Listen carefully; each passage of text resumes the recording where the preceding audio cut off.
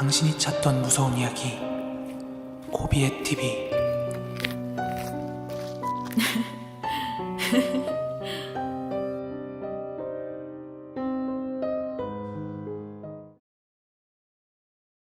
수십 년이 지난 아직까지도 제 머릿속에 생생한 그 기억을 이야기해볼까 합니다. 지금 제 나이가 45이고요. 벌써 27, 8년 전에 겪은 실제 이야기입니다. 장마가 끝날 딱 지금 무렵이었던 것 같네요. 고등학교 시절에 친구 5명이서 철렵을 갔습니다. 지역은 경기도 광주였는데요. 장마가 끝난 직후에 내리쬐는 뙤약볕 아래에서 신나게 물놀이도 하고 텐트를 치고서는 삼겹살도 구워 먹으면서 정말 시간 가는 줄 모르고 놀고 있었어요. 저희는 그 계곡에서 1박을 치르고 집에 돌아갈 생각이었기 때문에 그날은 다 같이 텐트 안에서 잘 계획이었죠. 그렇게 계곡에서 신나게 놀고 있었는데 때마침 막 보슬비가 내리기 시작하더라고요. 그래서 저랑 친구들은 다 같이 텐트 안으로 들어와서 있던 과자 같은 거를 까먹으면서 수다를 떨면서 놀고 있었어요.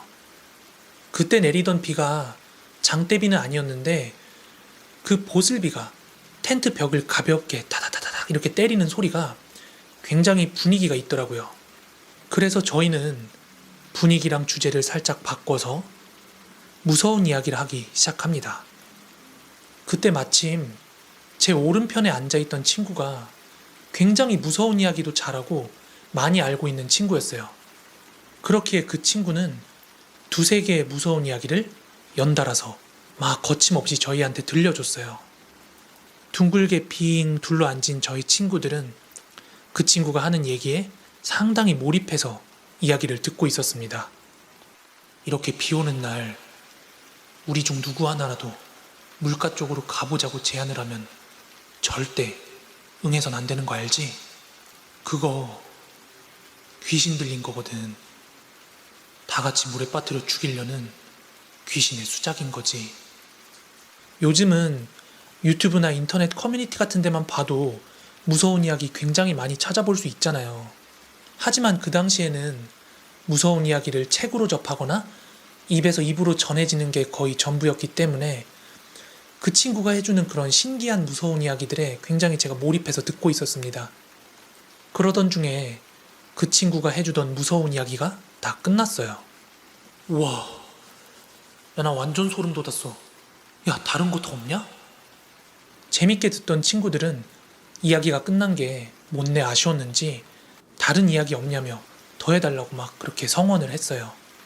그랬더니 그 친구가 잠깐 머리를 골똘히 굴리더니 잠깐만 기다려봐. 뭐가 좋을까?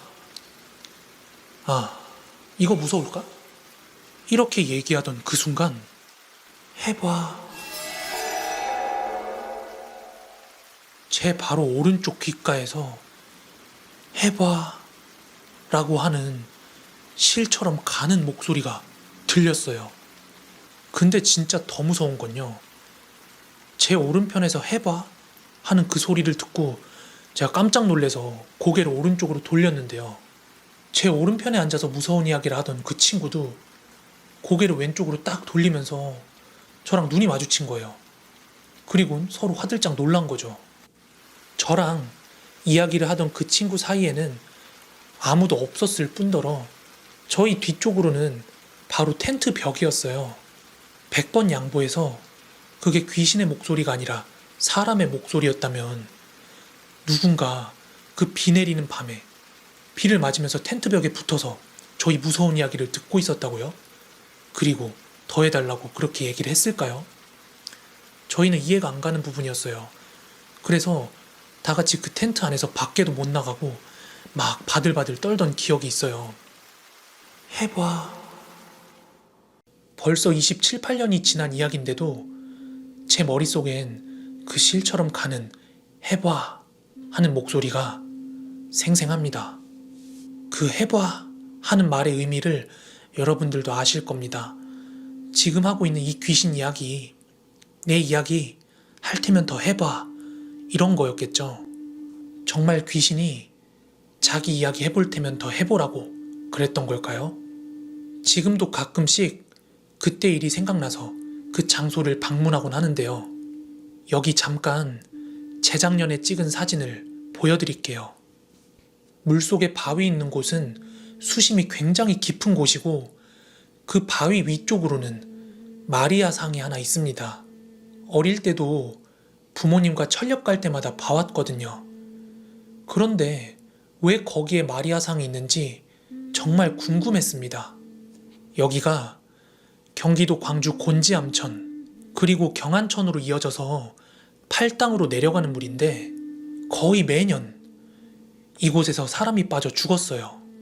실제로 기사에도 났었지만 재작년 곤지암천에서 떨어진 우산을 줍다가 사고가 나고 작년에는 수영하려고 들어갔다가 사고 나고 하여간 늘 사고가 빈번했던 곳입니다. 그리고 그 근처 우림아파트 사시는 분께서 말씀해 주셨는데요. 여기에서 매년 구슬한다고 해요. 이런 사고도 사고지만 여기 다리 밑에서 목을 메고 스스로 목숨을 끊은 분도 있었다고 해요. 아마도 매년 이렇게 사고가 있고 구슬하는 걸 보면 분명 여기에 뭔가 있긴 있는 것 같아요. 이런 장소에서 비 오는 날 텐트를 치고 1박을 했던 저의 고등학교 시절을 생각해보면 아직도 등골이 오싹하기만 합니다. 이번엔 흉가 체험 이야기는 아니고요. 제가 8살 때 실제로 겪었던 이야기입니다. 제가 어릴 때 아버지의 사업 때문에 경기도 파주 쪽에 거주를 했는데요. 파주에서도 완전 촌동네, 시골 같은 곳에서 살았습니다. 저희 아버지는 사업을 운영하시느라 평일엔 굉장히 바빴는데 쉬는 날 꼭 즐기는 취미가 하나 있었다면 바로 낚시였습니다. 그래서 저희 가족들은 주말이면 아버지랑 함께 그렇게 낚시를 하러 많이 돌아다녔어요. 저도 낚시를 가면 물가도 보고 막 아버지가 잡으신 신기한 물고기 같은 것도 보고 맛있는 것도 먹고 하다 보니까 재미를 느꼈나 봐요. 주말에 아버지 입에서 낚시 소리만 나오면 꼭 따라가곤 했습니다. 파주에서 멀지 않은 경기권에는 낚시를 할 만한 데가 많아서 아버지랑 부담 없이 많이 다녀오곤 했는데 어느 하루는 아버지께서 이번엔 삼촌이랑 멀리까지 갈 건데 인보도 가고 싶어? 이렇게 물어보시길래 고민할 생각도 없이 가겠다고 했습니다. 저야 가면 좋죠. 아버지가 고생하지. 그리고 여기서 말한 삼촌은 아버지 친구인데요. 제가 어릴 때 아버지 친구를 삼촌하고 불렀습니다. 아무튼 주말이 다가와서 아빠 차를 타고 삼촌 그리고 저 이렇게 셋이서 낚시를 떠났습니다.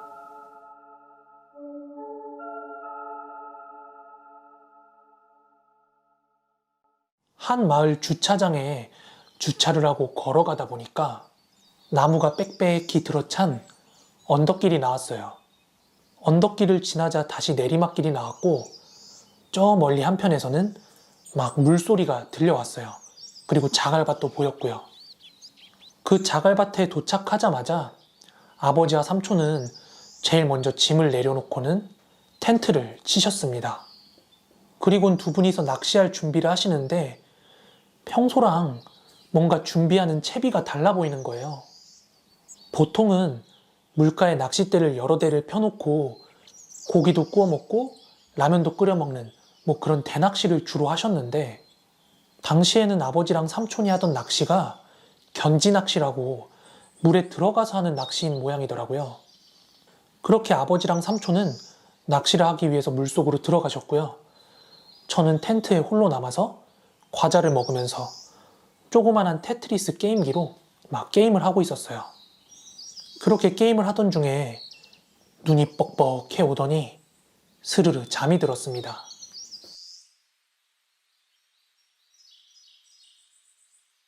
그렇게 얼마나 잤는지 모르겠는데 잠깐 눈을 붙인 것 같더라고요.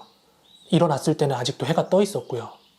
잠에서 깬 저는 텐트 안에서 밖을 바라봤는데 아직 아버지랑 삼촌이 물 안에서 낚시를 하고 계시더라고요. 그래서 저는 아버지랑 삼촌이 있는 쪽으로 가려고 눈을 비비면서 자리에 일어서가지고는 텐트 밖에 그 아래쪽에 있던 신발을 신고 고개를 들었는데요. 그 순간 바로 직전까지 물속에서 낚시를 하고 있던 아버지랑 삼촌이 제 시야에서 온데간데 없이 사라진 거예요. 전 뭔가 이상함을 감지하고 주변을 두리번거렸는데 그 어디에도 아버지랑 삼촌이 없었어요. 그렇다고 아버지랑 삼촌이 물에 빠졌을 리도 없는 게 그 물 한가운데까지 들어갔을 때도 아버지랑 삼촌의 허리춤까지밖에 그 물 깊이가 안 되던 곳이었거든요. 그래서 저는 아버지를 찾아서 왔던 길로 다시 되돌아가기 시작했어요. 하지만 저는 이곳 지리도 잘 모르고 올 때는 아버지를 따라온 데다가 또 되돌아갈 때는 방향이 좌우가 반대니까 막 헷갈리는 거예요. 그래서 무작정 걷고 있었는데 양 갈래길이 하나 나오는 거예요. 그래서 저는 좀 더 평평한 평지 같아 보이는 오른쪽 길로 걷기 시작했어요. 근데 그 길로 걷다 보니까 막 나무마다 하얀색 천조가리 같은 게 막 이렇게 매듭지어가지고 매달려 있는 것들이 보이는 거예요. 그런데 제가 올 때는 분명히 그런 걸 못 봤거든요. 그리고 굉장히 풍경도 낯설어가지고 제가 발걸음을 반대로 옮기려는 그때였어요. 제 뒤통수 쪽에서 사람의 거친 숨소리가 들리는 거예요. 놀란 마음에 뒤를 돌았는데 거기엔 아무도 없었고 저는 울면서 막 다급하게 뛰기 시작했어요. 저는 계속해서 막 도망치듯이 뛸 수밖에 없었는데 그 이유가 제가 숨이 차가지고 좀 멈추려고 그러면은 뒤에서 다시 숨소리가 들려오고 그래서 또 도망치듯이 뛰다가 멈추면 또 숨소리가 들려오고 그렇게 계속 반복이 됐어요. 그런 이유로 멈추지도 못하고 한참을 쫓기듯이 뛰다가 아까 아버지가 주차해 놓으신 그 마을에 도착을 하게 됐어요.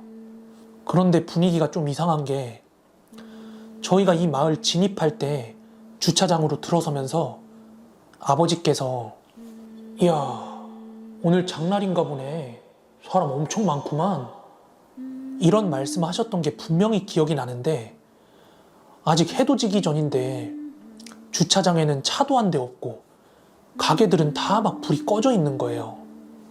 게다가 주차장에는 아빠 차도 보이지가 않아서 저는 숨을 헐떡거리면서 막 아빠를 찾아서 두리번거리고 있는데 저를 뒤쫓던 그 숨소리가 마치 저를 비웃기라도 하듯 막 웃음소리로 변해갔어요.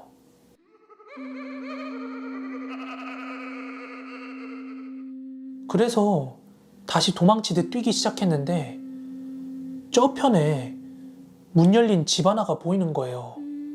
아직도 선명하게 기억이 나는 건 모자이크 유리가 위아래로 박힌 고동색 문이었는데요. 저는 그 문이 열려 있는 걸 보고 그 안에 꼭 아버지가 있었으면 좋겠다 하는 생각으로 막 뛰쳐 들어갔어요. 그리고 그 안쪽에는 할머니 한 분이 앉아 계셨어요. 우리 아빠 보셨어요? 이렇게 물어보면서 신발장 안쪽으로 들어섰는데 그 할머니가 진짜 아주 잔뜩 화난 표정으로 막 입술을 깨물면서 니놈 새끼가 여길 어디라고 들어와 이씨 일로 안 와! 막 역정을 내면서 입에 담지 못할 욕들을 막 저한테 하시는 거예요. 그러면서 마치 준비라도 해놓았던 것 마냥 회초리 같은 걸 들고 저를 막 마구잡이로 때리기 시작하는 거예요. 제 기억은 분명한데 그 할머니한테 회초리로 맞는 동안 하나도 아픈 걸 못 느꼈어요. 근데 정말 무서운 건 제 귀에 들린 제 목소리였어요. 제 입으로 제가 아닌 다른 사람의 목소리로 막 그만! 아파! 그만해! 막 이러면서 소리를 치고 있는 거예요. 그러다가 저는 정신을 잃었습니다.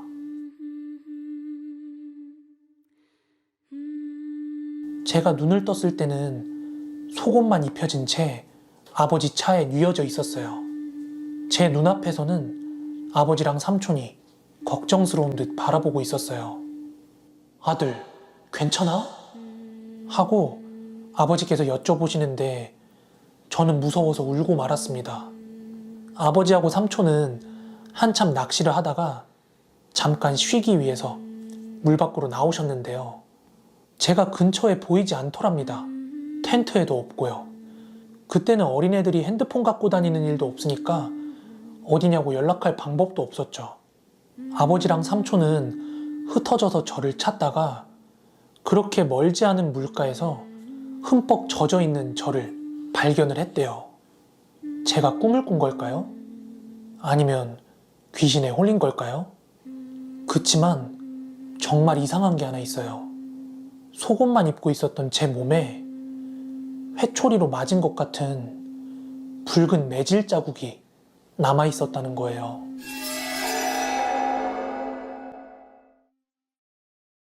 저는 지금 남자친구랑 같이 살고 있는데요. 정확히는 저와 남자친구 그리고 푸들 강아지 한 마리랑 함께 살고 있습니다. 자취 중이긴 하지만 본가랑 거리가 멀지 않아서 남자친구가 일하러 갔을 땐 본가에 가서 밥도 먹고 가족들하고 시간을 보내다가 저녁에 남자친구가 퇴근할 때쯤 자취방으로 다시 돌아옵니다. 매일매일 그런 건 아닌데 종종 그러고 있습니다.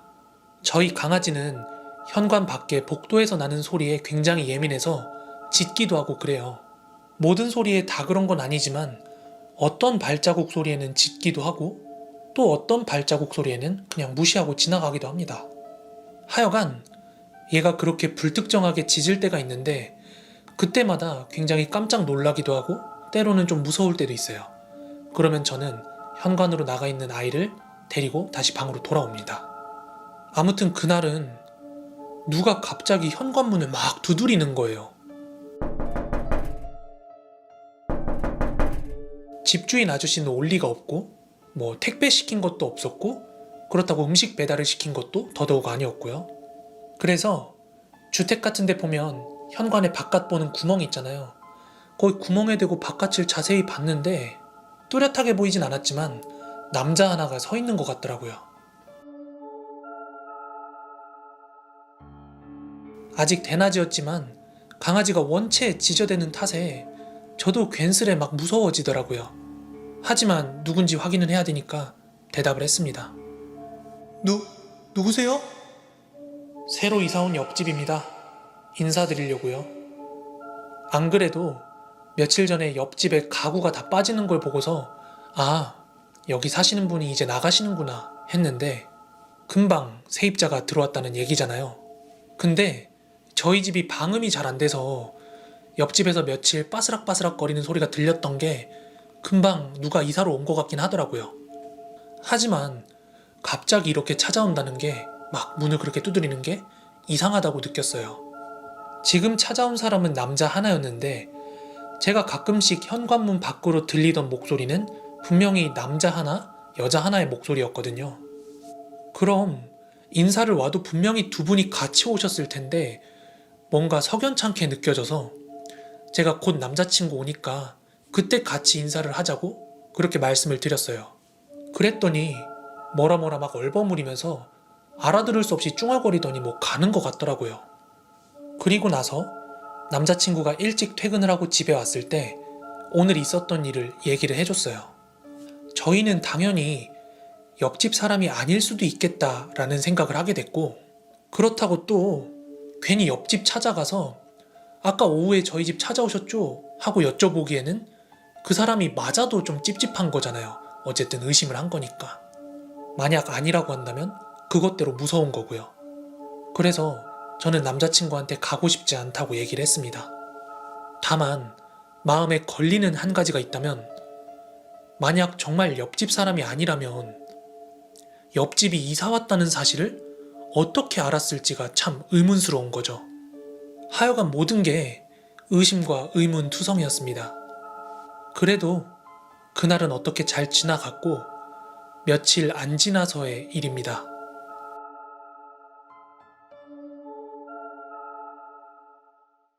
그때는 새벽 4시쯤이었습니다. 저는 요새 밤낮이 바뀌어서 아침에 잠이 들곤 하는데 새벽 동안에는 유튜브 편집을 주로 하고 있고 할 일이 다 끝나면 유튜브를 시청하다가 남자친구 깨워서 출근하는 거 보고 그때서야 잠드는 게 일상입니다. 근데 저희가 방음이 잘 안 된다 그랬잖아요. 집 안에서도 옆집이 조금 언성을 높여서 대화를 하기 시작하면 또박또박까진 아니더라도 어느 정도 뭔 얘기를 하고 있구나 하는 게 들릴 정도예요. 새벽에는 기침 소리도 다 들릴 정도고요. 그런데 새벽에 제가 영상 편집을 하면서 자막 작업을 하고 있었어요. 그래서 굉장히 조용한 상태였는데 뚜벅뚜벅 하는 발소리가 문 밖에서 들리더라고요.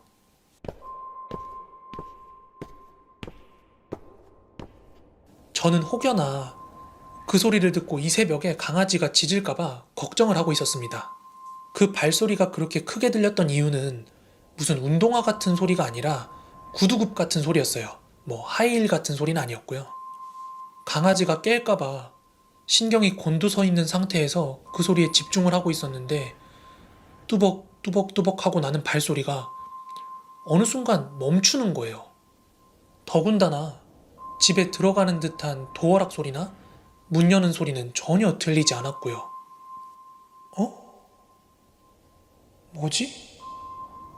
그 사실을 깨닫자마자 너무 큰 공포가 찾아와서 심지어 키보드 소리도 안 내려고 모든 행동을 멈춘 채 기다리고 있었어요.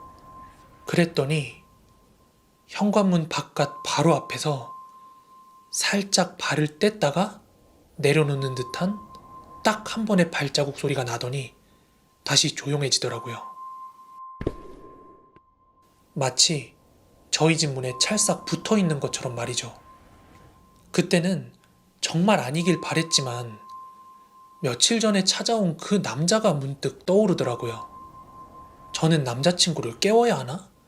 아니면 좀 시끄러운 소리를 내서 사람이 아직 안 자고 있으니까 가라 하고 신호를 보내야 하나? 이렇게 고민을 하다가 조용히 남자친구한테 가서 남자친구를 깨웠습니다. 혹여나 밖에 들릴까봐 아주 작은 소리로 남자친구 귓가에 대고 속삭이듯이 상황을 설명을 했어요. 그랬더니 자기가 나가보겠다는 거예요. 그래서 저는 일단 말렸는데 이게 또 흐지부지 넘어가고 하면은 찝찝하고 또 이런 상황이 발생할까봐 일단 핸드폰에 112를 눌러놓고 있다가 분위기가 이상하면 바로 눌러서 신고를 하는 것으로 얘기를 하고 남자친구가 조용히 현관 쪽으로 나갔습니다. 마지막 발자국 소리를 듣고 여기까지의 시간만도 벌써 20-30분이 지난 상태였어요. 설상가상으로 강아지도 저희 목소리에 이미 깨어 있었습니다. 남자친구는 현관 쪽으로 조용히 다가가서 문에 달린 구멍으로 먼저 밖을 한번 쳐다봤습니다. 하지만 밖이 어두워서 뭐가 잘 안 보인다. 이렇게 얘기하고 있는 찰나에 갑자기 똑똑 하고 노크 소리가 들리더라고요. 30분 동안이나 집 앞에 서 있다가 이제야 노크를 한 건데 아마 저와 남자친구의 목소리를 어렴풋이 들었나 봐요. 그 노크 소리에 누구세요? 하고 남자친구가 물었는데 제가 그때 옆집이라고 그랬잖아요. 역시나 며칠 전 왔던 그 남자랍니다. 근데 옆집에서 나온 게 아니라 계단으로 올라오는 발자국 소리까지 다 들은 상태인데 게다가 누가 이 새벽에 인사를 오겠어요. 그래서 남자친구가 진짜 옆집 맞아요?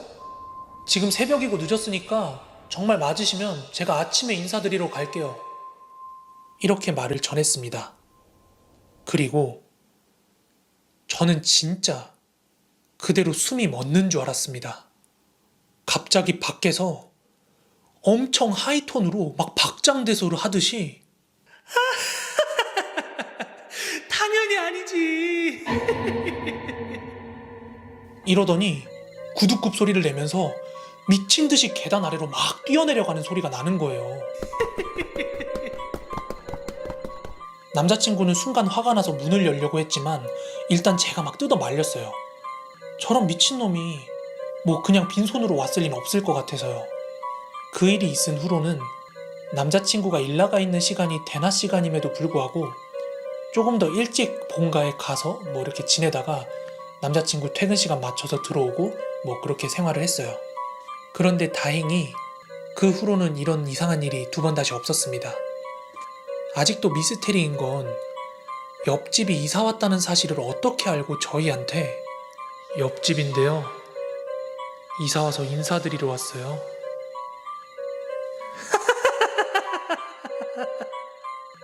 이렇게 말했을지 아직도 소름이 끼칩니다.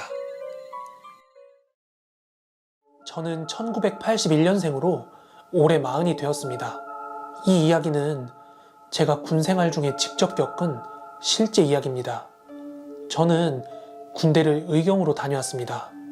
의경이었지만 보통의 경찰서 의경과 달리 기동대에서 근무를 했습니다.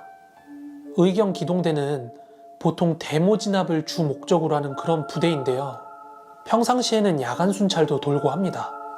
당시 제가 근무하던 기동대는 인천 동부경찰서 내에 있는 모 기동대였습니다. 그 모 기동대는 인천 동부경찰서 내에 있는 한 건물에서 생활을 했는데요. 당시 생활하던 건물이 일제시대 때부터 사용되어 온 그런 건물이었고요. 특히나 잔인한 고문이 많이 행해진 장소라고 말이 많았고 저도 그렇게 들었습니다. 서론이 길었는데 이제 본론으로 들어가면 제가 근무했던 기동대가 2002년 월드컵을 겨냥해서 창설된 부대였어요. 월드컵이 끝난 뒤에는 주로 데모 진압 또는 인천광역시 전체 교통정리 같은 걸 했습니다. 그리고 조금 전에 말씀드린 저희가 생활하던 건물이 있죠. 그 건물이 3층짜리 건물이었는데요. 각 층마다 1소대 2내무반씩 총 3소대 1개 중대였습니다. 전체 인원은 130명 남짓 되었고요. 건물 3층 바로 위로는 옥상이었는데 이 옥상에서는 주로 모포나 담요 같은 걸 널어놓고 말리는 용도로 사용이 되었지만 대개 여기서 구타 같은 게 많이 행해졌어요. 저희 기동대가 여기 생활하기 앞전에는 인천 천이기동대가 근무를 해왔던 장소였습니다. 데모 진압으로 인천에서 악명이 높았던 천이기동대는 공식적으로는 해체가 되었는데요. 그 이유는 잦은 구타로 인한 잇따른 대원들의 자살이 원인이었습니다.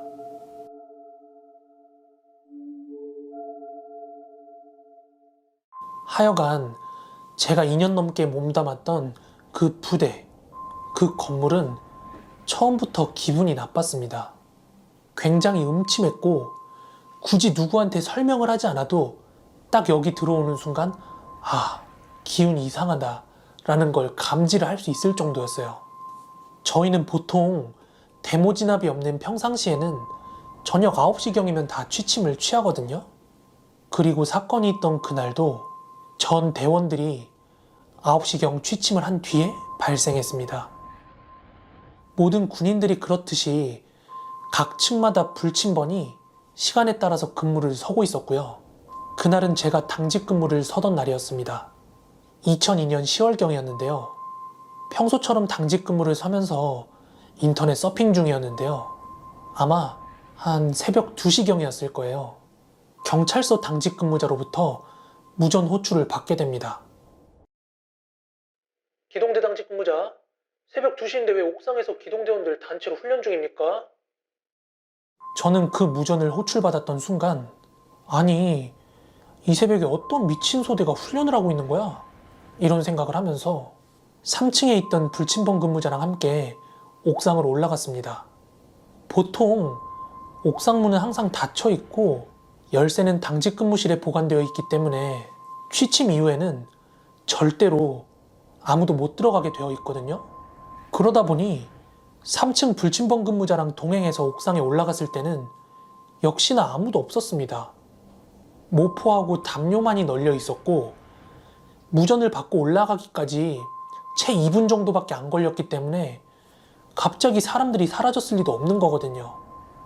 게다가 당직 근무였던 저는 매 시간마다 옥상 앞에 그 시간별로 기입을 하는 표가 있거든요. 그것 때문에 전 시간에도 다녀왔을 때 사람이 없었어요. 게다가 문이 잠긴 것까지 확인을 했거든요. 참고로 옥상 현관문이 통유리로 되어 있어서 문을 열지 않아도 그 밖에 사람이 있나 없나 확인을 할 수 있거든요. 그리고 문을 잠글 때는 무조건 건물 안쪽에서만 잠글 수 있었어요. 그 옥상 밖에서는 잠글 수 없는 구조였습니다.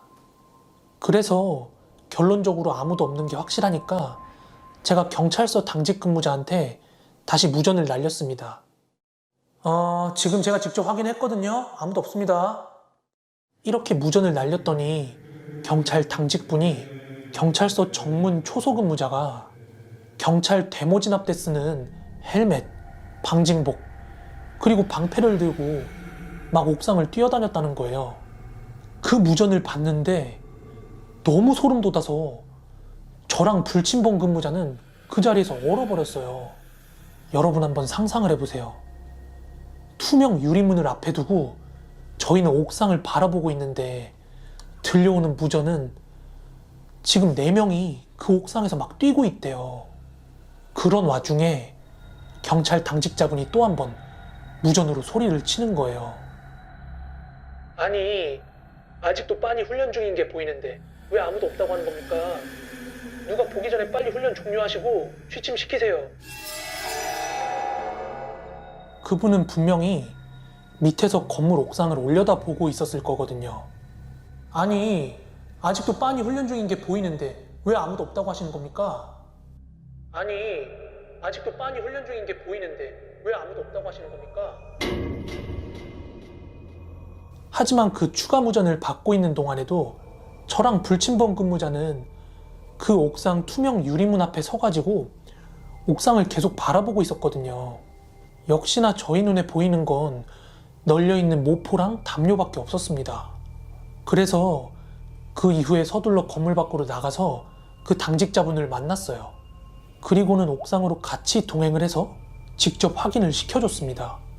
그런데 그분도 직접 두 눈으로 확인을 하고 나니까 굉장히 의아해하는 거예요. 아무리 모포랑 이불 담요가 걸려있다고 하지만 그걸 잘못 봤을 리는 없거든요. 새벽 2시가 넘은 시간에 그것도 2번씩이나 다급하게 그렇게 무전을 할 정도였으면 아직까지도 소름이 돋는 게 그분들이 잘못 본 건지 아니면 저희 눈에만 보이지 않았던 건지 아직도 오싹하기만 합니다.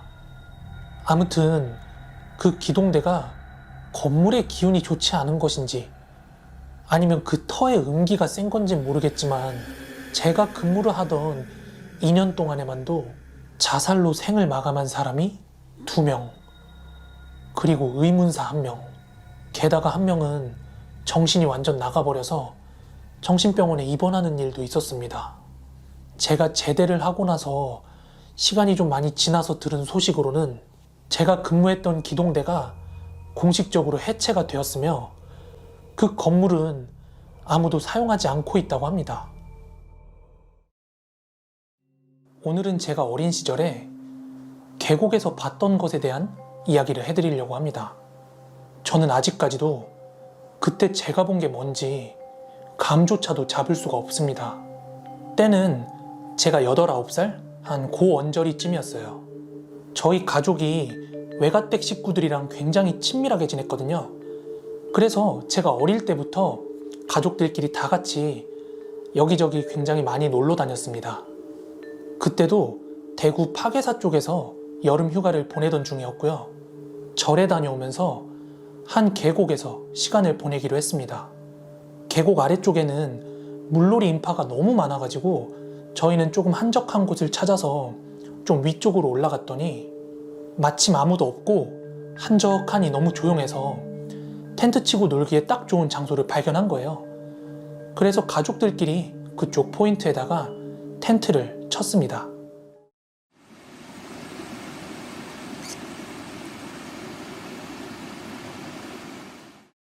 어른들이야 텐트도 쳐야 했고 음식도 준비해야 되니까 할 일이 많았는데 어린애들이 할 일이 뭐가 있었겠습니까? 저랑 사촌 오빠는 짐을 내려놓기가 무섭게 물로 뛰어들어서 놀기 시작했어요. 그렇게 물놀이를 시작한 저희는 깊은 곳까지 들어가진 않고 그 얕은 물 쪽에서 물 뿌리면서 막 놀고 있었는데 마침 그때 막내 외삼촌께서 그 계곡이나 바다에서 갖고 노는 고무보트 있죠. 거기에 바람을 넣어가지고는 그 계곡에다 띄워주셨어요. 근데 저보다 2살 위인 사촌 오빠가 막 저를 놀리면서 도발을 하기 시작하는 거예요. 오빠, 나도 보트 타고 싶어. 싫어. 안 돼. 너 작아서 이거 노도 못 젓잖아. 아니다. 나 할 수 있거든. 빨리 와서 태워줘. 안 되는데? 와서 탈 수 있으면 타봐. 이러면서 굉장히 밉상맞게 막 혼자 노를 저어가지고는 깊은 물 쪽으로 휑 가버리더라고요. 저는 초등학교 1, 2학년의 어린 나이였지만 맨몸으로 깊이 들어가는 건 위험하다는 걸 익히 알고 있었기 때문에 바로 가족들한테 달려갔습니다. 작은 오빠야가 보트도 안 태워주고 자꾸 탈 수 있으면 타보라고 놀려요. 뭐? 이놈의 짜쓰기? 삼촌이 이거 튜브 바람 넣어줄 테니까 가서 전마 타고 있는 보트 확 뒤집어버려. 응? 제가 그렇게 짜증 섞인 투정을 했더니 자군의 삼촌께서 거기 있던 것 중에 가장 큰 튜브에 바람을 넣어주시고는 가서 복수하고 오라고 저한테 건네주셨어요. 저는 기필코 복수를 하리라 다짐을 하고 튜브를 들고는 호기롭게 물가로 다가갔습니다. 오빠야, 니 이거 봐라. 나 안 태워준 거 후회하게 될 거다.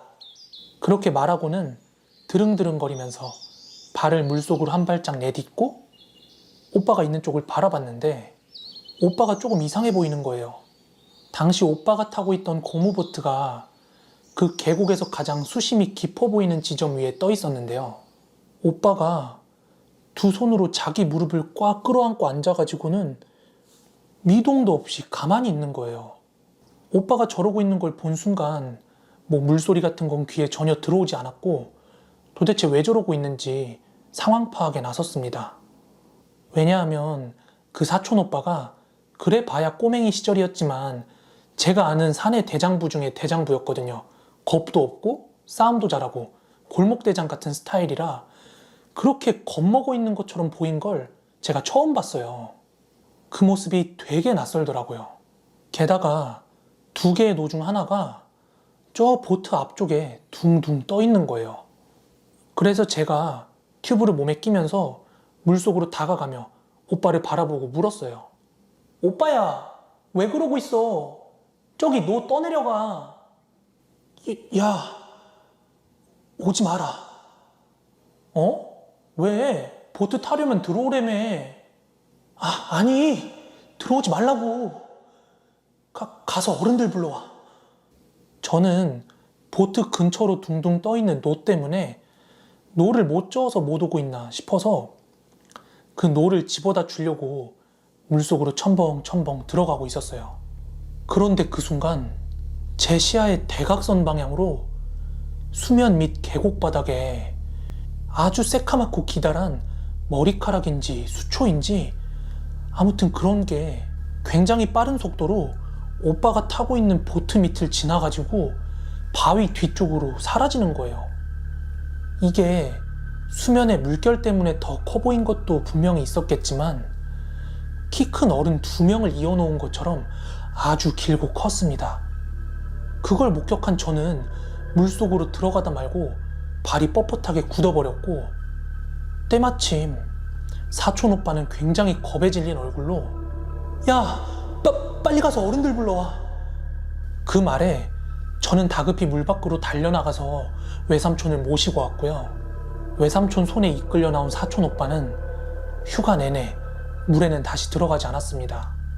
저 역시도 제 두 눈으로 본 게 있기 때문에 다시 물에 들어가진 않았거든요. 하지만 궁금은 했기 때문에 사촌 오빠한테 가서 슬그머니 물어봤습니다. 오빠야, 아까 물속에서 뭐 봤어? 나도 몰라. 나도 뭔지 봤어. 말해봐. 선뜻 대답을 해주지 않던 오빠가 저도 뭔가를 본 것 같다고 얘기를 하니까 그때부터 얘기를 해주더라고요. 자기도 분명히는 모르겠는데 제가 어른들한테 가는 걸 보고 물 중앙 쪽으로 더 깊숙이 들어갔는데 물속 아래에서 뭔가 커다랗고 거무튀튀한 게 움직인 게 보이더래요. 처음엔 사촌 오빠가 그게 얕은 물엔 살지 않는 커다란 물고기인 줄 알았대요. 그래서 무슨 물고기인지 궁금하니까 수경을 끼고서는 얼굴만 물 아래로 담갔다고 합니다. 그런데 글쎄, 그게 물고기가 아니라 아주 새카맣게 이끼 같은 게 잔뜩 낀 사람의 얼굴이었대요.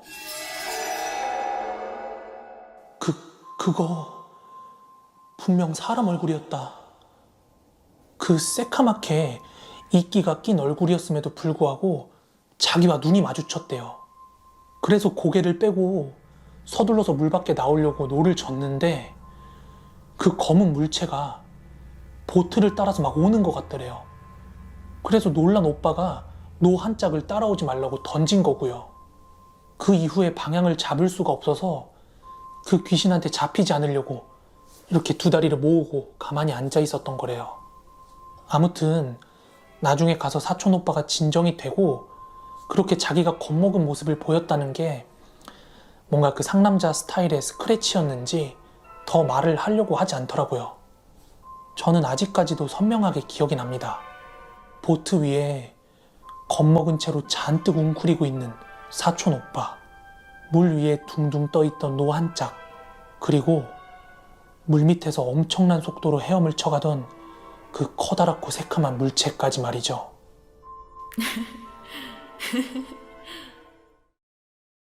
이야기는 2008년 서울 서쪽 변두리, 제가 결혼을 하고 처음 아내와 신혼집을 구하면서의 일입니다. 그땐 번번한 직장도 없었고 워낙 가진 게 없었던 저라 저렴한 월세조차 구하기 어려운 때였어요. 보증금이라고 가지고 있던 돈으로는 옥탑방이라든지 아니면 지하방밖에 들어갈 수가 없었습니다. 그것도 뭐 신축 같은 게 아니라 완전 B급 집들이요. 총각 시절 돈의 가치를 잘 몰라서 뭐 있으면 좋고 없으면 말고 이런 식으로 살아왔던 저에게 사랑 하나만을 믿고 와준 아내에게 지금도 고맙고 미안합니다. 지금은 열심히 일하면서 한 가정의 기둥으로 살고 있습니다. 어렵게 신혼집을 구하러 돌아다니던 우린 빛이 들지 않는 반지하, 판넬로 지은 옥탑방을 뒤돌아보면서 처음으로 우리의 현실에 대해서 깨닫게 되었죠. 그렇게 맥 빠지게 돌아온 그날 저녁, 처갓집에서 저녁을 먹고 있을 때 전화가 하나 왔는데 보니까 부동산이더라고요. 지금 매물 하나 보여주고 싶은 게 있는데 시간 되면 잠깐 보러 올 수 있냐고요. 마음이 급했던 저희는 장모님까지 모시고 같이 방을 보러 갔습니다. 그 방은 골목을 지나 또 골목 끝에 있는 그런 방이었지만 거실에 안방도 꽤나 넓었고 작은 방에 화장실까지 딸려있는 그런 다세대 주택의 반지하 방이었어요. 그렇게 딱 그 집을 보고 나서 저나 아내나 장모님이나 완전 급만족을 했어요. 게다가 처갓집에서도 그 집이 굉장히 가까웠거든요. 저희는 다음 날이라도 딴 사람이 계약을 해서 집이 나가버릴 것 같은 그런 조바심에 부동산으로 자리를 이동해서 집주인과 함께 바로 계약을 끝마쳤습니다. 보름 후에 이사를 하고 입주를 하겠다고 그렇게 날짜까지 잡고 집으로 돌아오는데 열심히 살다 보니까 이런 기회도 오는구나 하는 생각이 들었어요. 마음이 아주 가벼웠습니다. 그날 저녁은요.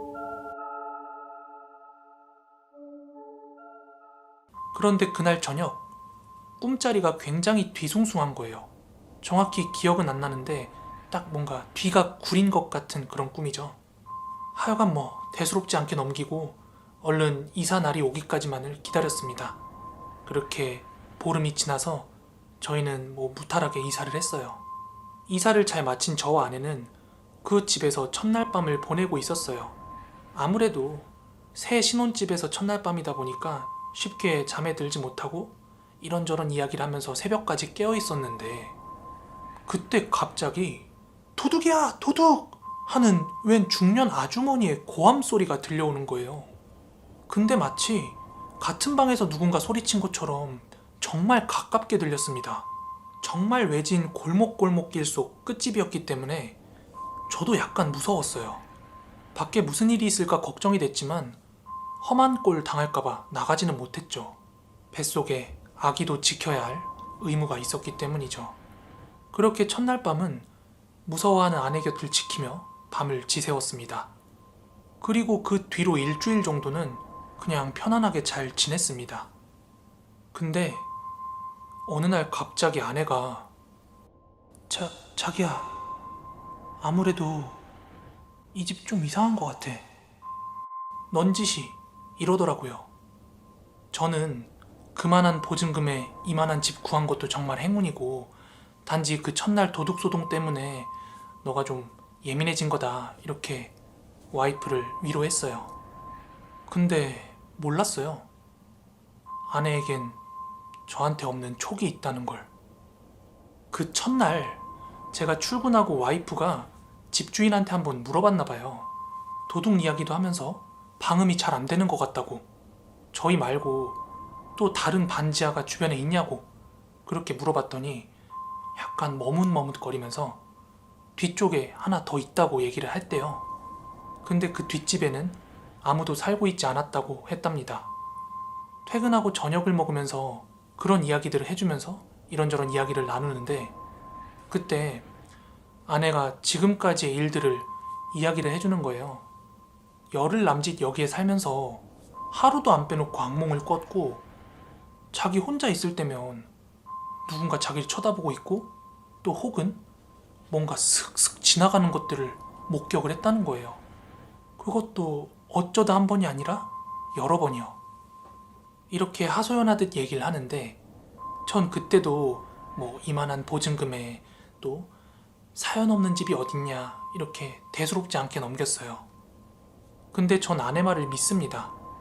과거 연애할 적에도 아내의 촉은 남달랐으니까요. 하지만 그때 이것저것 따지기에는 우리의 형편이 너무 어려웠죠. 그리고 몇 달 후 아내는 출산을 했고, 저는 퇴근을 하고 병원을 가기 위해서 집에서 혼자 씻고 막 이것저것 챙기고 하다가 결국 보고야 말았죠. 생전 가위 한번 눌려본 적 없고 그런 걸 본 적도 없었던 제가 말이죠. 병원 갈 준비를 마치고 거실 불을 끄고 막 나오려던 찰나에 안방 문 닫는 걸 깜빡하고 다시 집으로 들어갈 때였어요. 안방 구석지에 뭔가 희미하기도 선명하기도 한 검은 천을 두른 사람 모양의 형태가 서 있더라고요. 순간 뒤통수로 아주 세게 얻어맞은 느낌이었고, 쎄하다는 기분을 태어나서 그때 처음 느껴봤어요. 저는 그대로 집을 뛰쳐나와서 정류장까지 앞만 보고 막 뛰었습니다. 그렇게 병원에서 아내를 딱 마주하는데 눈물이 막 주룩주룩 나더라고요. 무섭기도 하고 미안하기도 해서요. 근데 저의 눈물에 아내가 이쁜 아들 보니까 그렇게 좋냐면서 오히려 막 저를 위로하더라고요. 그리고 그 다음 날인가? 자다가 꿈을 하나 꿨어요. 제가 담배를 피우려고 담배각을 열고 담배를 꺼내려는데, 갑자기 그 담배각으로 어떤 손이 훅 들어오더니 담배를 여러 개 꺼내가는 거예요. 황당해서 욕을 하면서 고개를 딱 돌렸더니 쪽지고 기름진 새까만 머리에 화장은 하얗고 막 빨갛게 입을 발라가지고는 아주 눈이 매서운 아줌마가 오히려 절 째려보더라고요. 저는 왜 가져가냐고 따지듯이 그 아줌마한테 화를 내는데, 그 아줌마는 더 큰 소리로 "저 귀신이 피운다잖아!" 이러면서 옆을 돌아보길래 저도 자연스럽게 그쪽으로 시선이 따라갔어요. 근데 그 장면이 저희 집 안방인데, 안방 창문 너머로 담이 하나 있거든요.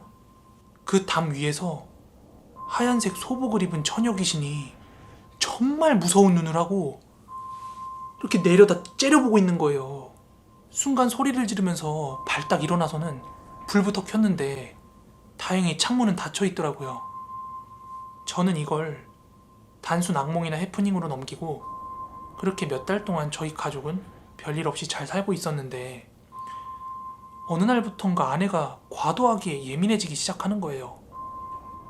자기야, 잘 들어. 귀신이 하나가 아닌 것 같아. 아주 많아. 그리고 밖에도. 게다가 제가 자고 있는데 갑자기 "할머니 누군데 나보고 같이 가재?" 이렇게 소리치는 걸 듣고 벌떡 일어나서 봤는데, 아내가 두 눈을 번쩍 뜨고 저를 노려보고 있더라고요. 그땐 정말 두 번째로 또 다른 쎄함을 느꼈습니다. 왜냐하면 제가 전에 꾸었던 꿈이 생각났기 때문이죠. 그 이후로 되게 많이, 아니 매일매일 싸웠습니다. 저는 그런 아내를 산후 우울증으로 몰아가고 있었고 아내도 많이 힘들어했습니다. 저도 하루하루 지쳐가면서 지금 생각해보면 아내를 좀 방치했던 것 같아요. 그러던 어느 날 아주 심하게 다투고 아내는 울면서 아기를 데리고 친정으로 가버렸고 저도 울적한 마음에 혼자서 소주나 마셔야겠다 하고 소주를 사러 슈퍼에 가는 길에 전에 안면이 있던 한 사장님을 길거리에서 만나게 돼가지고 인사를 드리고 이런저런 이야기를 하다가 같이 소주나 한잔 하자고 저희 집으로 모시게 됐습니다. 그전엔 몰랐는데 그 사장님 집이 참 가깝더군요. 같은 골목이었어요. 저는 텅 빈 집에 혼자 있으려니까 울적하기도 하고 그 사장님을 인생 선배로서 좀 조언도 듣고 싶어가지고 집으로 모셔간 건데 현관을 들어가자마자 인상을 팍 쓰시는 겁니다.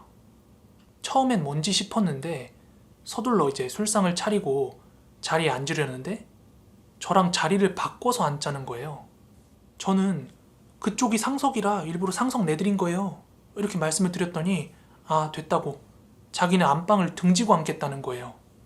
처음엔 낌새가 좀 그러니까 왜 그런지 물어봐도 도무지 대답을 안 해주시더라고요. 그러다가 이제 술잔 몇 번 부딪히고 술이 넘어가다 보니까 그제서야 입을 여시더라고요. 자네 귀신 믿나? 사실 내가 어디 가서 이런 얘기하면 미친놈 소리 들을까봐 잘 안 해. 근데 그것들이 안방에 잔뜩 모여있다. 이러시면서 혹시 안방 문 위에 부적 같은 거 안 붙어 있었냐? 혹시 붙어 있었다면 너가 뗐냐? 이렇게 물어보시는 거예요. 근데 제가 이사 오고 나서 정말로 그 부적들이 좀 보기 싫어가지고 방 위나 화장실에 있는 거 다 뗐었거든요. 그 이야기를 해드렸더니 한숨을 푹 쉬더라고요. 그러면서 현관 들어올 때 인상을 팍 썼던 이유를 알게 됐는데 저희 집 들어오면서 그 현관 위에 있는 부적을 보고 굉장히 기분이 나빴다고 하시는 거예요.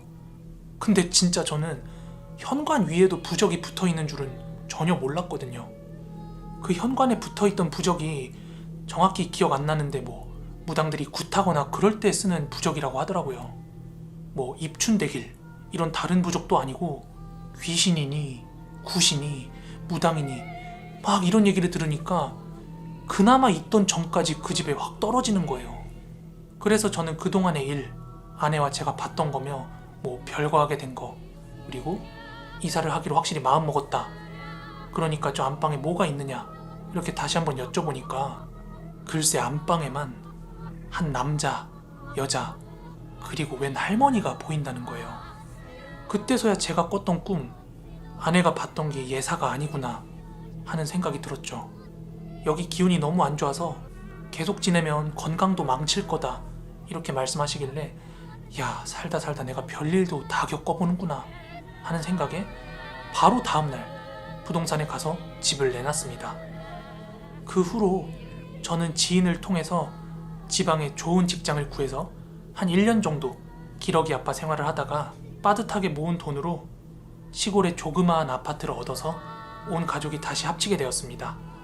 지금은 한 명이 더 생겨서 네 식구가 같이 잘 살고 있습니다. 그리고 얼마 전에 구입한 차를 타고 처갓댁에 들렸다가 아이들을 맡겨두고 나서 저희가 단골로 가던 고깃집이 있었거든요. 거기서 아내랑 고기를 먹다가 그 반지하방 얘기가 나왔습니다. 갑자기 무척 궁금해져서 꼭 한번 다시 가보고 싶더라고요. 뭐 나쁘고 좋은 기억들이 막 서로 많았기 때문에 골목에 차를 대놓고 제가 아내한테 야 우리 진짜 많이 발전했지 막 이렇게 얘기를 하니까 아내가 눈물을 주르륵 흘리더라고요. 그리고 비로소 그 반지하방 앞에 딱 도착했을 때는 서로 껴안고 막 펑펑 울었어요. 그리고 그 집엔 다른 누가 살고 있는 것 같았습니다. 현관 앞에 유모차가 있는 것 보니까 신혼부부인 것 같았어요.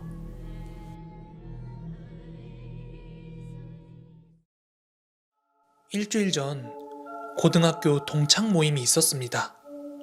저녁에 동창들끼리 다 같이 모여서 즐겁게 저녁 식사도 하면서 고등학교 시절을 추억하고 있었습니다. 그런데 저희가 다니던 고등학교가 산속에 있는 고등학교라서 저희들끼리는 항상 우리 학교에서 여고괴담 같은 영화 찍으면 참 재밌겠다 이런 얘기를 하곤 했었거든요. 그러면서 학교 이야기를 하다가 자연스럽게 이야기 주제가 무서운 이야기를 하게 됐습니다. 그래서 그때 동창회에 참석했던 친구 A가 본인 친오빠가 실제로 겪었던 일이라면서 무서운 이야기를 하나 해주더라고요. 지금부터 그 이야기를 해드릴게요. 당시 친구 A는 고등학교 2학년으로 18살, 그리고 친오빠는 4살 텀을 두고 22살일 때였습니다. 당시 친구는 한 아파트에서 부모님 2분, 그리고 본인과 오빠 넷이서 함께 살고 있었는데, 그 아파트는 아파트에 들어오는 정문과 후문 두 입구가 있었습니다. 보통 아파트 단지마다 놀이터가 하나씩 있잖아요. 그 아파트는 후문 쪽에 가깝게 놀이터가 하나 있었다고 합니다. 그리고 친구네 집까지는 정문에서보다 후문에서 훨씬 가까웠기 때문에 후문을 주로 이용했다고 합니다. 후문부터 집까지 한 5분 정도 걸렸다고 해요. 그 후문 쪽에 있는 놀이터 모습에 대해서 조금 묘사를 해드리자면, 요즘 생기는 아파트들은 바닥이 거의 폭신폭신한 우레탄 아니면 그런 에폭시 재질로 되어 있잖아요. 그 당시 16년 전까지만 하더라도 대부분의 놀이터는 거의 다 모래가 깔려 있었거든요. 그 놀이터도 그랬습니다. 그 모래바닥 위로 시소랑 미끄럼틀 정도가 다였어요. 그리고 아무래도 연식이 좀 있는 아파트라 그런지 그 놀이터에는 가로등 같은 것도 하나도 없어서 밤이 되면 굉장히 깜깜했다고 합니다. 하여간 후문을 통해서 친구네 집으로 갈 때는 그 놀이터를 무조건 가로질러야만 했다고 합니다. 그러던 어느 하루였습니다. 친구의 오빠가 대학교 기말고사가 끝나고 친구들과 함께 다 같이 늦게까지 술을 한잔하고 집에 들어오는 길이었대요. 그때 시간이 새벽 1시였다고 합니다. 오빠는 밤이 늦어서 가로등도 있고 경비실도 있는 정문 쪽으로 해서 들어가려고 했지만 술을 마시곤 너무 피곤했던 탓에 택시를 타고 후문으로 걸어가기로 했다고 합니다. 택시를 타면 아파트 라인 바로 앞쪽에서 내릴 수 있었지만 술 좀 깰 겸 조금이라도 걷자 싶어가지고 후문 쪽에서 내려달라고 했답니다. 그때가 6월 초쯤이었습니다. 아파트는 새벽이라 불이 대부분 꺼져 있었고 오빠의 발자국 소리 말고는 아무 소리도 들리지 않는 아주 고요한 밤이었습니다. 근데 이 놀이터는 늦은 밤에는 빛이 하나도 들지 않기 때문에 바라보고 있으면 조금 무섭기까지 했대요. 오빠도 그곳을 가로질러 가면서 뭔가 모를 무서움을 느꼈다고 합니다. 그래서 단순히 술을 마셔서 그런 거겠지 생각을 하고 그 놀이터를 가로질러 가고 있는데 아이들이 뛰어노는 소리가 막 들리더랍니다. 새벽 1시가 다 된 시간이라 내가 잘못 들었나 생각을 하고 그대로 지나가려고 하는데 분명히 아이들의 소리가 났고 혹시나 해서 그 놀이터 한가운데를 바라봤는데 그 칠흑 같은 어둠 속 놀이터 한가운데서 아이들 5명이 놀고 있더래요. 근데 특이하게 그 모랫바닥 위에서 애들이 줄넘기를 하고 있었는데 그게 단체 줄넘기였어요. 양쪽에서 한 명이 줄을 잡고 돌리고 가운데서 3명이 폴짝폴짝 뛰고 있더랍니다. 그러면서 애들이 노래를 부르기 시작했대요. 여우야 여우야 뭐하니 밥 먹는다 잠꾸러기. 이 노래 있잖아요. 여우야 여우야 뭐하니 하는 노래요. 이 노래를 부르고 있더랍니다. 근데 오빠가 생각하기에 아무리 생각해도 말이 안 되는 거예요. 그 늦은 시간에 아이들이 거기서 줄넘기를 하면서 놀고 있는 것도 말이 안 되고 주변에 보호자로 보이는 사람들도 단 한 명도 없었고, 그래서 오빠는 본인이 술에 취해서 잘못 본 거일 수도 있겠다 그렇게 생각을 해서 눈을 막 이렇게 비비고 아이들이 있던 쪽을 다시 한번 바라보는데 아이들의 노랫소리가 갑자기 뚝 하고 멈추면서 한 아이가 오빠를 바라보면서 다른 아이들한테 여우야 여우야 뭐하니 밥 야 저기 저 남자가 우리 보고 있어. 그 사람인가? 이러더랍니다. 오빠는 그 이야기를 듣고 너무 무서워서 혼비백산한 채로 막 그렇게 집에 뛰쳐왔대요. 씻지도 못하고 그대로 침대 위에서 벌벌벌벌 떨면서 밤을 지새웠다고 합니다. 그리고 다음날 아침 오빠가 전날 보고 들은 그 이야기를 가족들한테 해줬는데 도대체 그게 무슨 소리냐 이러더래요. 부모님은 오빠한테 술 좀 적당히 먹어라. 너 술 취해서 꿈꾼 거 아니냐 이렇게 얘기를 했고, 오빠도 너무 말이 안 되는 상황이었기 때문에 자기 자신을 한 번 더 의심을 하면서 내가 술을 먹었기 때문에 잘못 봤을 수도 있겠구나 이렇게 생각하고 넘어갔대요. 그리고 일주일 뒤 방학을 맞아서 오빠가 아르바이트를 시작하게 됐고, 일이 끝나고 나서 한 12시 무렵 집으로 돌아오고 있었다고 해요. 불과 얼마 전 그 사건을 다 잊어버리고 후문을 통해서 다시 한번 그 놀이터를 지나서 오는데 저번이랑 똑같은 상황이 그대로 다시 한번 재현이 됐대요. 이번엔 분명히 오빠가 맨정신이었는데도 불구하고 그 어둠 속에서 아이들이 여우야 여우야 뭐하니 그 노래를 부르면서 줄넘기를 하고 있었고, 그중 한 아이와 눈이 마주친 순간 또 노래를 끊더니 저 사람 아니냐고 그러는 이야기까지 분명히 들었대요. 그래서 오빠는 2번씩이나 같은 일을 반복해서 겪은 데다가 매번 저 사람 아니냐 이런 얘기를 듣다 보니까 무섭기도 하고 이게 나한테 뭔가 있는 건가 싶어서 다시 한번 그 일을 부모님한테 이야기해드렸대요. 그래서 오빠의 어머니, 그러니까 제 친구의 어머니가 아파트 친한 이모랑 같이 이야기를 하던 중에 오빠가 본 것에 대해서 이야기를 하게 됐대요. 그랬더니 이야기를 같이 하던 한 이모가 예? 정말이에요? 정말 아이들 5이라고요? 이러면서 굉장히 못 들을 걸 들은 것 마냥 화들짝 놀라더래요. 그래서 이유를 물어보니까 그 이모가 이야기를 해주시길, 친구가 살던 아파트는 20년 된 오래된 아파트였는데 친구네 가족이 이 아파트로 이사 오기 5년 전에 이 아파트에서 유괴살인 사건이 일어났었대요. 그것도 초등학교 2학년 아이들 5명이 유괴됐는데 전부 살해당했다는 겁니다. 그 피해자 아이들 5명은 모두 같은 아파트에 살았고 부모님들끼리도 서로 알고 지낼 정도로 그렇게 친했대요. 게다가 이 아이들 5명은 줄곧 그 아파트에 모여서 그렇게 잘 놀았다고 해요.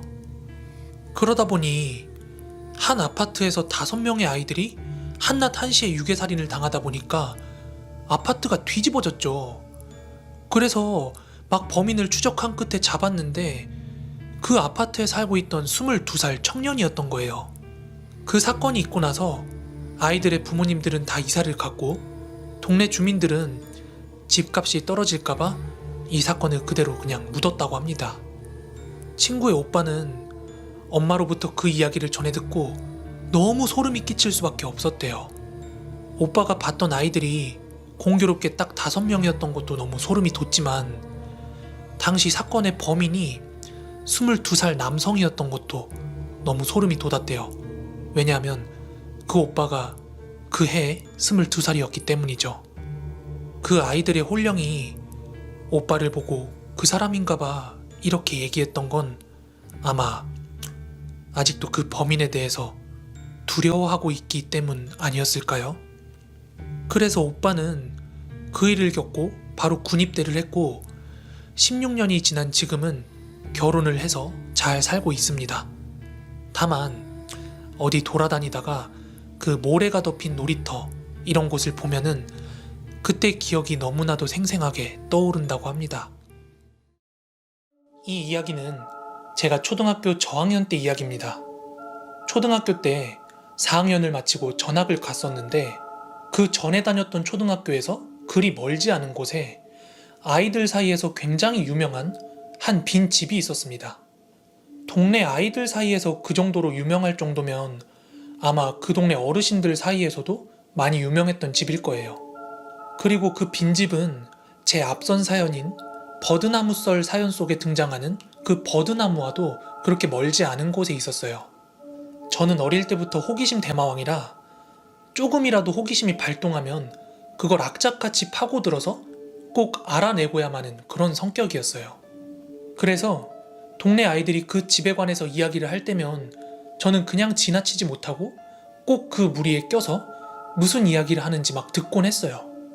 그날은 학교가 끝나고 여느 날처럼 운동장에 모여가지고 놀고 있었는데 모여 놀던 아이들 중 하나가 불쑥 그 이야기를 꺼냈어요.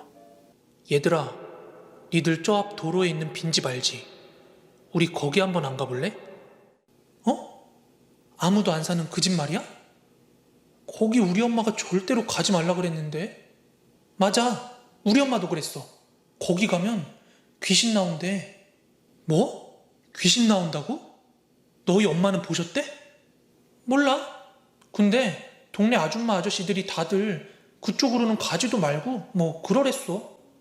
그런 이야기를 주고받는 와중에도 먼저 그 이야기를 꺼낸 아이는 계속해서 가보자며 진짜로 있는지 없는지만 확인해보고 오자고 했어요. 그 집 마당에 우물 같은 것도 있댔어. 거기서 애들도 많이 빠지고 손발 담그면 빨려 들어가거나 저주 같은 거 당한대. 우리 그거 있나 확인만 한번 해보고자. 응? 아, 싫어. 그거 진짜라 그랬단 말이야. 계속해서 가보자고 쫄라대는 아이 때문에 쭈뼛거리는 다른 친구들을 보면서 괜찮아.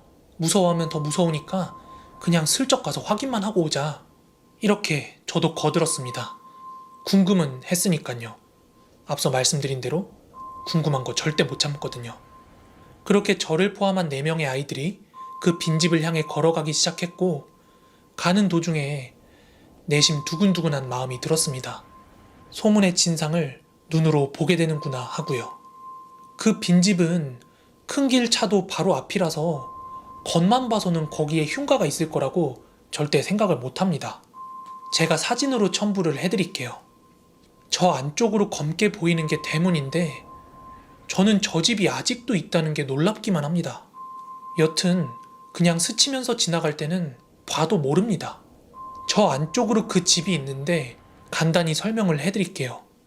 대문을 들어서면 보시는 것처럼 바로 옆에 사람이 2팔을 위로 쭉 뻗어 올리고 들어가면 쏙 들어갈 정도의 작은 물웅덩이가 있었습니다. 그리고 그 앞으로 반지하처럼 반계단이 있었는데 마치 창고처럼 물건을 쌓아둔 곳이었고 그 위로는 1, 2층으로 집이었죠. 1층은 비교적 깨끗한 듯 보였지만 2층은 정말 누가 산다면 그 정체가 의심스러울 만큼 문이며 창문이 아주 엉망이었습니다. 그리고 그 반지하 쪽엔 창호지를 바른 문짝들이 무수히 세워져 있었습니다. 저보다 먼저 들어간 아이들이 조용조용히 둘러보는 것을 보면서 저도 조심스럽게 따라 들어갔습니다. 거기가 차가 많이 다니는 차도 쪽에 집이 있어서 근처로는 차 소리가 굉장히 많이 나는데 거기에 들어선 순간만큼은 그렇게 정적이 흐를 수가 없었어요. 애들이 땅을 밟는 발자국 소리 외에는 아무 소리도 들리지 않았는데 그때는 별로 이상하다는 생각을 못했던 것 같아요. 저는 먼저 반지하 계단 앞쪽 마당을 먼저 둘러보고 있었는데 나머지 아이들은 2층으로 올라가서 건물 밖에서 안쪽을 막 구경하고 있었어요. 그러던 중 얘네들이 2층엔 별거 없다면서 그냥 더럽기만 하다고 막 우르르 내려왔어요. 어? 얘들아, 이게 그 웅덩이야. 일반의 진태 실종됐다 그랬잖아. 걔가 여기에 빠진 거라고 하더라. 가까이 와서 한번 봐봐. 야, 난 무서워. 가까이 안 갈래. 이거 순 겉보 아니야? 그걸 믿어? 봐봐. 건드려도 아무렇지 않잖아. 그러면서 웅덩이를 보라고 했던 친구가 굴러다니던 나뭇가지를 하나 주워와서 나뭇가지로 고여있던 물을 다른 친구한테 착착 막 뿌렸고 그 물을 정통으로 맞은 무섭다던 친구 준호가 비명을 꽥 하고 지르는 그 순간 뒤에 창호지 문짝이 세워진 쪽에서 문득 소리가 났습니다. 둥둥 하면서 뭘 두드리는 것 같은 그런 소리요. 얘들아, 잠깐만 조용해봐. 지금 뒤쪽에서 무슨 소리 났어. 제 말에 아이들 모두 고개를 돌리고 뒤쪽을 바라봤는데 여러 개의 창호지 문들 사이에서 뭔가 시선 같은 게 느껴졌고 저는 막연히 그게 사람일 거라고 생각하고 가까이 다가가서 물었어요. 누구세요? 거기 누구 계세요? 저 지나가다 잠깐 구경 들어온 건데 죄송... 제가 그 말을 끝마치기가 무섭게 준호가 갑자기 고음의 비명을 깍 하고 질러댔고 그 순간 그 많던 창호지 문들이 일제히 요동치기 시작했어요.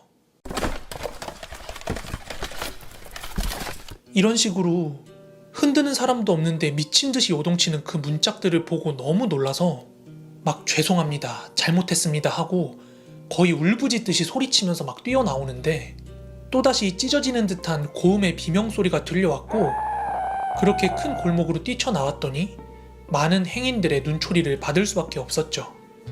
야, 이거 진짜 무섭다. 그거 뭐야? 너 아까 왜 그랬어? 거기 누구 있었어? 아니, 아무도 없었던 것 같은데 문이 그렇게 흔들리니까 그냥 그래야 될 것 같았어. 근데 얘네 둘은 어디 있는 거야? 여기에 오자고 했던 친구랑 준호가 보이지 않아서 왔던 길을 돌아가서 아까 그 집의 입구로 갔더니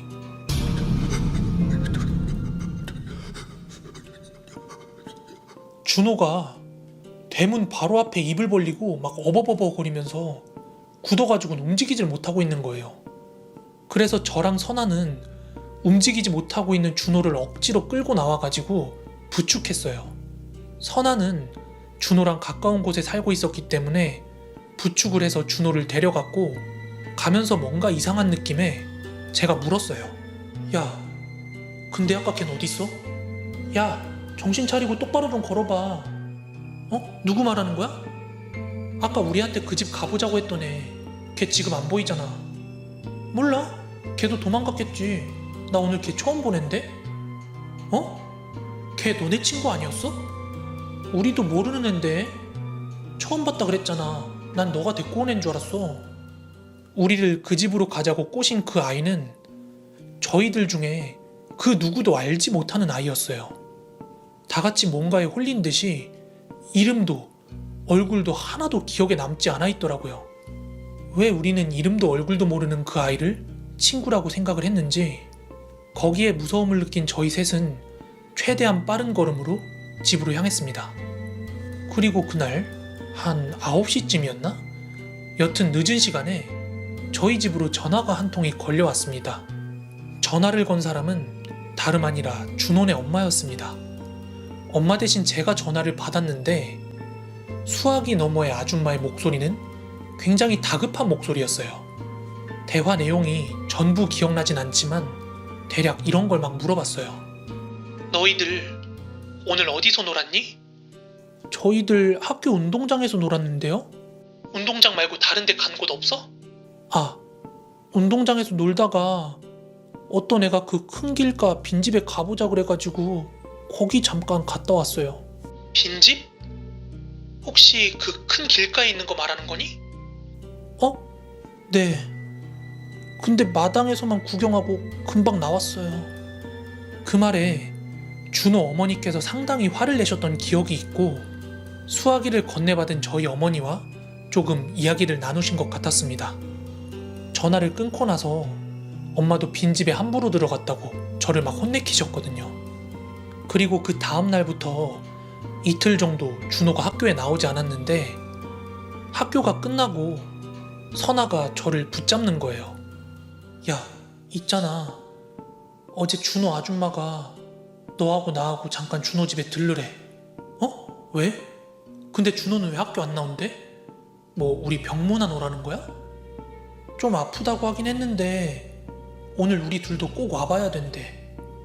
그렇게 준호네 집으로 향했는데 초인종을 누르자마자 준호네 어머니가 밖으로 나오셔서 저희를 안으로 들이셨어요. 그런데 준호네 집 거실에 웬 남자 2분이랑 여자 1분이 앉아 계셨고 저희를 가만히 바라보던 그 3분께서 저희가 그 빈집에 갔던 날 거기서 있었던 일을 상세하게 말해보라고 하셨어요. 어린 나이였지만 분위기가 심상치 않은 걸 알 수 있었고 또 무서웠기 때문에 거짓말 같은 건 일체하지 않고 있는 그대로 솔직히 다 말했더니 심각한 표정을 지으시면서 제가 앉아있던 앞쪽 방으로 가방 같은 걸 들고서 들어가시더라고요. 근데 그 문이 열릴 때 문틈으로 살짝 보였는데 겁을 잔뜩 먹고는 얼마나 울었는지 눈이 퉁퉁 막 불어있는 준호의 모습이 잠깐 보였어요. 그래서 준호 어머니한테 준호 아프냐고 무슨 일 있냐고 그렇게 여쭈었어요. 근데 뭐 저희가 워낙 어리니까 자세하게까진 말씀을 안 해주셨지만 저희랑 그 집을 갔다 온 날부터 얘가 뭔가에 겁을 먹고 자꾸 걔가 나를 우물로 끌어들이려고 한다 막 이런 헛소리 같은 걸 반복을 했대요. 그리고 선아랑 저는 괜찮다고 하시니까 이만 가보라고 하시는데 막 그 와중에도 그 방에서 울음소리랑 비명소리 그리고 여럿이서 기도하는 소리 같은 게 막 이렇게 새어나왔어요. 그 상황이 너무 무섭고 낯설었던 저는 서둘러 인사를 하고 준호네 집을 빠져나왔어요. 진짜였나 보다. 마스야, 그날 내가 준호 데려다 주는데 준호가 계속 뭐 따라온다 그랬었거든. 선아가 그런 말을 하더라고요. 준호가 그 집에서 뭔가를 본 것 같긴 하다고요. 그 말을 듣고 나니까 집에 혼자 가기가 너무 겁나서 엄마가 있던 삼촌네 공장으로 가서 엄마랑 같이 귀가를 했어요. 그리고 그 다음 날도 여전히 학교에서는 준호를 볼 수 없었는데요. 그날 선아로부터 언뜻 준호에 대한 이야기를 들을 수 있었습니다. 나 어제 엄마 아빠가 얘기하는 거 들었는데 준호 귀신씨였대. 어제 준호네 집에서 봤던 그 아줌마 아저씨들 목사님이래. 근데 귀신을 쫓을 수 없어서 지금 준호 딴 곳에 갔나 봐. 그래서 앞으로 학교 당분간 못 나올 거래. 그 일이 있고 나서 얼마 안 지나서 저는 전학을 가게 되었고 준호를 다시 보지도 그에 관한 어떤 소식도 들을 수가 없었습니다. 그쯤에 저희 삼촌네 공장에도 불이 나서 다른 동네로 옮겨가셨기 때문에 더더욱 그 동네를 방문할 일은 없었죠. 그 집이 정말 흉가이긴 했던 건지 사람들이 흉가라 부르고 터부시하는 데는 이유가 있고 가까이 하면 안 되겠구나 하는 걸 경험한 일이었어요. 얘들아, 니들 저 앞 도로에 있는 빈집 알지? 우리 거기 한번 안 가볼래?